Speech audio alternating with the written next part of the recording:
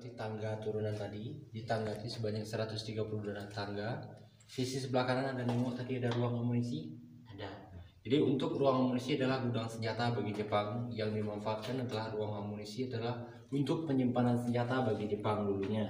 Dan ini gua Jepang total panjangnya 1 km 470 meter dalam sini. Dan itu pun di dalam sini kalau ramai pengunjung itu pun nggak kekurangan oksigen, oksigennya mencukupi. Kita berada di sentral Gua Jepang atau titik tengahnya Gua Jepang. Jadi Pemda Kota menambahkan tulang menulang seperti ini, antisipasi jangan ambruk ke bawah atau jangan roboh ke bawah. Dan untuk di atas kepala kita ini adalah jalan raya atau taman panorama tadi. Jadi Pemda Kota mengasih semen, intinya antisipasi jangan ambruk ke bawah. Jadi sebelah kiri kita ini ada 15 lorong, dan ujung sana sampai ke ujung sana tepatannya ada 15 lorong, dan posisi kita sekarang ada di tengah-tengah. Dua di antaranya itu difungsikan bagi Jepang adalah ruangan makan buruh kerja paksa. Jadi kalau untuk buruh kerja paksa dinamakan Romusa atau buruh kerja paksa. Dia berbeda dengan musim Belanda. Nah, kalau untuk di musim Belanda namanya manusia rantai atau manusia rodi. Jadi Romusa tadi adalah buruh kerja paksa di zaman Jepang. Jadi yang 13 di antaranya di sini itu dimaknakan bagi Jepang adalah barak militer atau kamar-kamar tidur bagi Jepang. Sisi sebelah kiri kita ini ada ruang makan, dan kanan kita ini juga ada ruang makan. Kita boleh nengok penjara buat tanah atau dapur, ruang eksekusi atau ruang pembantaian.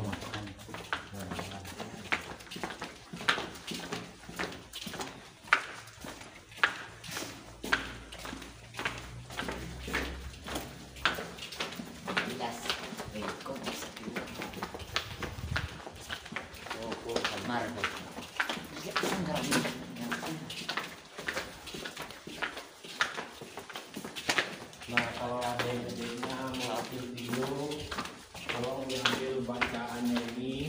Sudah komplit di atas kepala kita, barat militer. Nah, oke. Dan itu pun pintu yang ujung, tolong diambil pamfletnya Dede.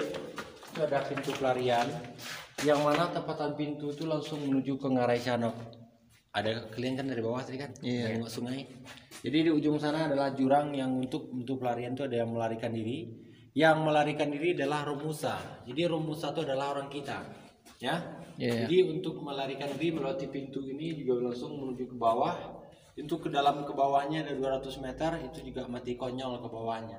Dan itu pun nggak ada seperti tali, cuman ada akar tali pohon-pohonan. Jadi kita boleh nengok ke sini, kita nengok penjara buat tanah atau dapur ruang pembantainya ini.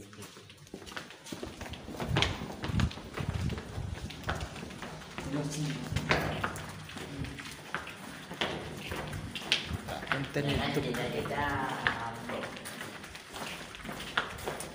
aman ya, aman. Nah, jadi adiknya kameranya boleh ke arah sini. Jadi sepanjang perjalanan kita tadi itu pun adik-adiknya turun dari tangga tadi atau melewati jalan panorama tadi. Nah, posisi sekarang kita berada di Gua Jepang. Tengok tanah yang ke sini. Jadi sepanjang perjalanan tadi kan udah dibagi semen ya Dede ya. Kalau yang untuk yang arah ke sini nih sama sekali nggak direnovasi oleh Pemda Kota, melainkan tanahnya asli atau original. Jadi tanahnya ada nengok bling-bling. Ada. Jadi tanahnya Gua Jepang nih yang pertama dia mengandung emas atau berlian. Nah, jadi untuk di musim perang dulu yaitu 1942, lama pengerjaan Gua Jepang ini 2 tahun 8 bulan. Nah, lama Jepang berada di Indonesia ini 3,5 tahun. Jadi Gua Jepang ini dimaknakan adalah benteng pertahanan atau benteng perlindungan bagi Jepang yang pertama, dan itu pun yang kedua untuk mengambil hasil bumi tersebut. Dan hasil bumi tersebut ada emas dengan berlian. Jadi pun juga pernah didatangkan ke sini ahli geologi, itu pun tepatannya dari mahasiswa dari Jakarta untuk mengukur tanah yang tersebut. Jadi yang sisa yang sekarang ini adalah mengandung emas logam. Nah, dan itu pun kalau yang aslinya tanah Gua Jepang ini kalau ditumpuk mungkin udah jadi gunung. Nah, total panjang Gua Jepang ini 1 km 470 meter. Sampai sekarang galian tanahnya sampai sekarang tak ditemui. Apakah dibuang atau apakah dibawa ke negeri Jepang? Jadi menurut saksi mata tadi yang bernama di Gua Jepang ini, menurut saksi mata yang selamat ya, Jadi yang bernama Bapak Nofirman. Jadi tanah Gua Jepang ini dibawa ke negeri Jepang untuk membangun kota Hiroshima, Nagasaki. Dan itu pun lantaran Tuhan berkenan lain Nagasaki bom oleh sekutu, jadilah kemerdekaan kita sekarang. Jadi Gua Jepang ini juga salah satu yang bersejarah di Indonesia ini. Dan itu pun kita boleh nengok sejarahnya di tanah setir dulu.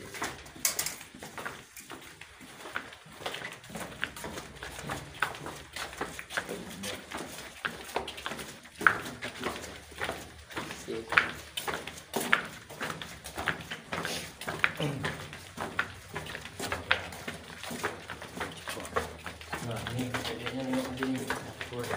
Nih kita mulai sejarah dulu.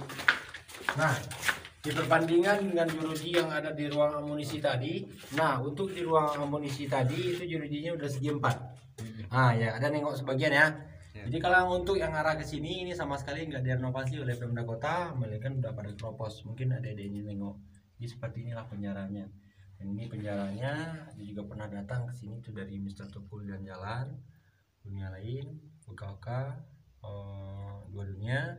Dan itu pun untuk beliau tadi kan memang menjadi sosok halus atau sosok asra atau hantu segala macam. Tapi kan adik-adiknya niatnya ke sini kan pengen sholat tarawih, pengen tahu, insya Allah nggak ada pantangan, itu aja. Ada niat nggak cari hantu ada di sini. Nah, jadi kuncinya di sini kemanapun adik-adik pergi itu nggak boleh takabur. Jadi kalau setiap kita berperjalanan kemanapun, insya Allah kalau nggak takabur, insya Allah itu nggak ada pantangan. Kita nengok dapurnya aja, adik-adik masuk dapur. Nah, untuk dapurnya ini bukan dapur masak, melainkan dapur pembantai atau ruang eksekusi.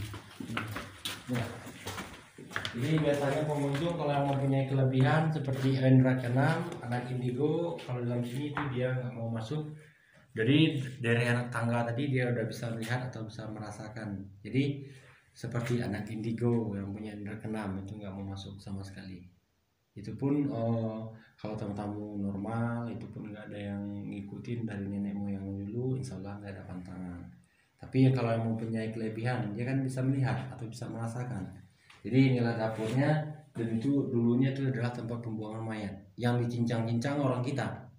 Nah, jadi untuk romosannya bukan didatangkan dari Sumatera Barat nih, melainkan dari Pulau Jawa, Kalimantan, Sulawesi, dan Irian Jaya.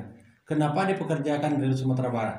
Nah, gini, yang dari Sumatera Barat ini bukan nggak kerja, yang dari Sumatera Barat ini diambil, dipekerjakan di Riau untuk pengerjaan rel kereta api. Nah, di Riau itu bukan bahasa Minang dulunya, melainkan berbahasa Melayu. Nah, orang Minang ini dipindahkan ke daerah Melayu, tepatannya di Logas untuk pengerjaan rel kereta api.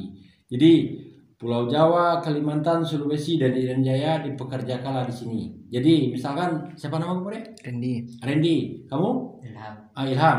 Jadi gini Ilham. Jadi kamu orang Jawa, abang orang Minang. Yang kamu bilang Jawa, yang abang bilang Minang, otomatis miskomunikasi, tidak menyambung. Sama pun dengan Randy tadi. Randy orang Kalimantan, abang orang Minang. Jadi salah satu pun Romusa yang melarikan diri atau yang selamat juga umpama nggak bisa beradaptasi dengan lingkungan setempat. Karena kita di sini kan di Bukit Tinggi adalah bahasa Minang. Nah, yang satu bilang Kalimantan, yang satu bilang Minang, otomatis miskomunikasi tidak menyambung. Sebaliknya pun juga di Riau. Di Riau itu pun nggak ada berbahasa Minang, melainkan berbahasa Melayu. Jadi dulunya sebelum ada berbahasa satu, kita memakai berbahasa daerah masing-masing. Ada pertanyaan? Kalau nggak ada pertanyaan kita cabut. Jadi nggak mesti lama-lama di sini. Yuk, kita keluar yuk. Jadi ini Ilhamnya. Sebetulnya kan Ilham tadi kan udah naik turun tangga yang dari atas tadi. Nah, jadi kita boleh keluar ke pintu yang sebelah. Ilham nggak usah naik tangga yang turun tadi. Jadi bagus Ilham turun ke Narayano, naik tangga di sebelah loket tadi. Ilham naik ke atas, itu ada menara pandang di atas, bagus foto. Jadi sampai di atas Ilham pun enggak. Tadi Ilham dibagi struk kan? Ada struk pembayaran tadi? Ada.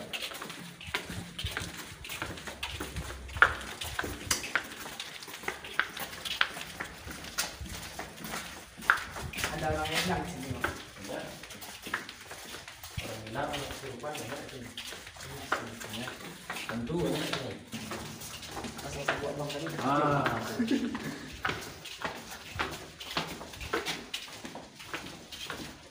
Bisa lawang lah. Lah. Yang itu Iya.